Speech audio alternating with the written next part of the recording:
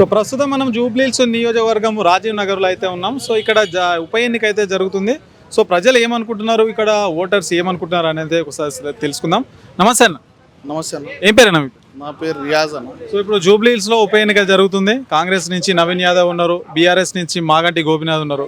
So ప్రజలు ఏమనుకుంటున్నారన్న? అంటే present అయితే ఇక్కడ నవీన్ యాదవ్కు ఛాన్స్ ఉన్నది. ఎందుకంటే ఆల్రెడీ 3-4 టైమ్స్ నిలబడిండు ఆయన.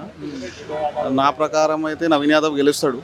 ఈసారైనా ఛాన్స్ ఇవ్వాలి పబ్లిక్. ఎందుకంటే కాంగ్రెస్ ప్రభుత్వం ఉన్నది కదా, అంటే ఏదైనా పనులు ఉంటే కూడా అయిపోతాయి. కరెంట్ రేవంత్ రెడ్డి ద్వారా పనులు అయిపోతాయి. దాని గురించి ఆయనకు ఛాన్స్ ఇవ్వాలని నా అభిప్రాయం ఉన్నది. దాంట్లో గతంలో మాగంటి గోపీనాథ్ గారు ఉండే 3 సార్లు గెలిచినారు. సో వాళ్ళు ఏమైనా అభివృద్ధి చేశారా ఇక్కడ జూబ్లీహిల్స్లో? అభివృద్ధి అయితే చేసిర్రు, కానీ ఇప్పుడైతే కరెంట్ ఎవరు ఉన్నారు, రేవంత్ రెడ్డి ప్రభుత్వం ఉన్నది కదా, నవీన్ యాదవ్ ఛాన్స్ ఇవ్వాలా. లోకల్ అబ్బాయి బాగానే చేస్తాడు. ఇంతకుముందు కూడా మంచిగానే చేసిండు. ఇక్కడ ఒకసారి ఛాన్స్ ఇచ్చి చూద్దాం. మళ్ళీ 3 ఇయర్స్ తర్వాత మళ్ళీ ఎలక్షన్స్ వస్తాయి కదా, అప్పుడు తెలిసిపోతుంది కదా ఎవరు ఎట్లా చేస్తారు పని ఏందని. నా ప్రకారం అయితే నవీన్ యాదవ్ ఛాన్స్ ఇవ్వాలి. అంటే వాళ్ళ నాన్న పేరు మీద గతంలో రౌడీ షీట్ ఉండడం, సో ప్రత్యర్థి పార్టీలు ఏవైతే మరి రౌడీలకు కూడా టికెట్లు ఇస్తున్నారని చెప్పేసి వేరే బీఆర్ఎస్ పార్టీ నుంచి కానీ వాళ్ళు అంటున్నారు. సో దాన్ని ఎట్లా చూడొచ్చు అన్న? అట్లా ఏం లేదన్న, రౌడీ షీటర్ అట్లా ఏం లేదు.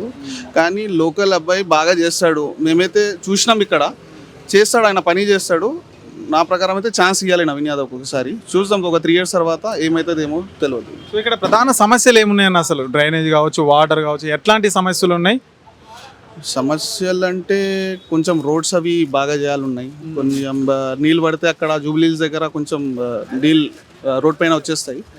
అది సెట్ చేస్తే అయిపోతుంది అన్న. ఫైనల్గా ఏం చెప్తారు? నవీన్ యాదవ్ గెలవాలి అని చెప్తున్నాను. థ్యాంక్ యూ అన్న.